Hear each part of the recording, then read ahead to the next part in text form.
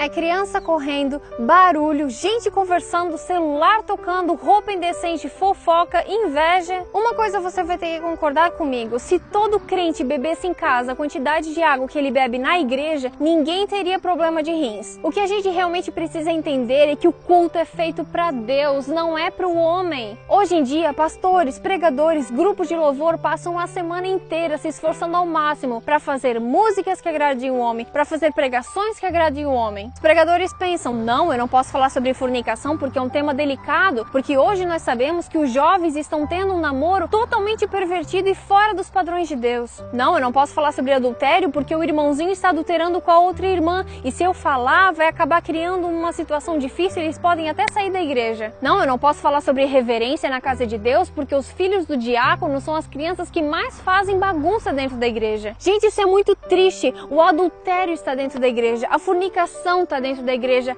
a indecência está dentro da igreja. Tem pessoas que não se situam que estão na casa de Deus, acham que é um clube porque entram lá de qualquer jeito, ficam falando alto, ficam no celular. O que está acontecendo? Será que é esse o povo que aguarda ansiosamente a volta de Cristo? Povo que diz que ama Cristo de todo o coração, que é o maior amor de sua vida, mas não passa nem 10 minutos com Ele? Povo que diz que o evangelho precisa ser pregado nos países orientais, mas nem os seus próprios amigos de trabalho e faculdade sabem que ele é cristão? Povo que diz que daria vida por Jesus, mas não dá nem 10% do dízimo. Gente que diz que sofreria todo e qualquer tipo de provação por amor a Cristo, mas não aguenta ficar 5 minutos de joelhos. Tem crente dizendo que ama Cristo, mas se o culto termina 11h30 e já são 11h35, ele já começa a se coçar no banco, já fica todo incomodado. Tem crente que diz que não vai pra igreja porque tá chovendo. Tem gente que deixa de ir pra igreja porque o irmão não cumprimentou, porque aquele lá não me abraçou, porque aquele lá não me convidou para almoçar junto.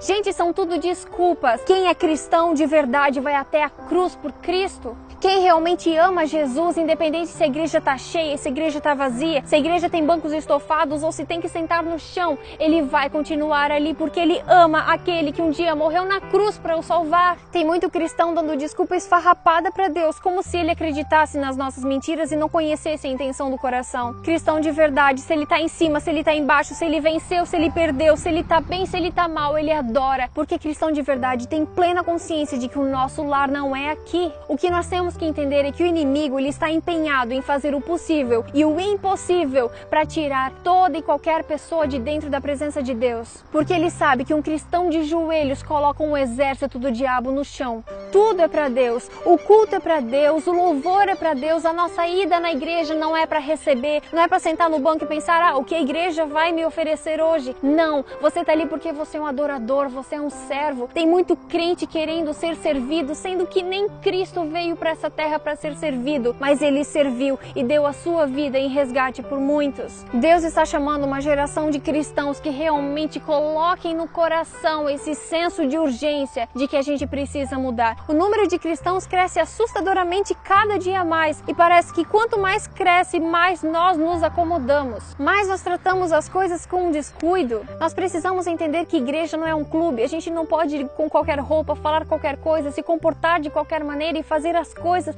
de qualquer jeito para agradar o homem, para fazer legal, para fazer divertido, para poder compartilhar no Facebook. Não. O real motivo de tudo que nós fazemos dentro e fora da igreja é adorar a Deus. Tenha cuidado quando for ao templo. Pense bem antes de falar. Deus está no céu e você aqui na terra, portanto, fale pouco. O Senhor Deus está em seu santo templo. Diante de Deus, fique em silêncio toda a terra. A presença de Deus é sempre santa e tremenda, tanto na época de Moisés quanto nos dias de hoje. Deus continua sendo Deus. Nós devemos o adorar e respeitar pelo que Ele é, pelo que Ele foi, pelo que Ele há de ser, porque Ele é o princípio e Ele é o fim. Ele é o Rei dos Reis, Ele é o Senhor dos Senhores, o Deus eterno, o Príncipe da Paz, o nosso Salvador, o nosso Senhor. É a Ele que nós devemos a nossa vida, porque nós estávamos desgarrados como ovelhas perdidas, e Ele veio, morreu para nos salvar, nos dá esperança e a sua presença se faz constante em nossa vida. Vamos valorizar essa bênção para nós.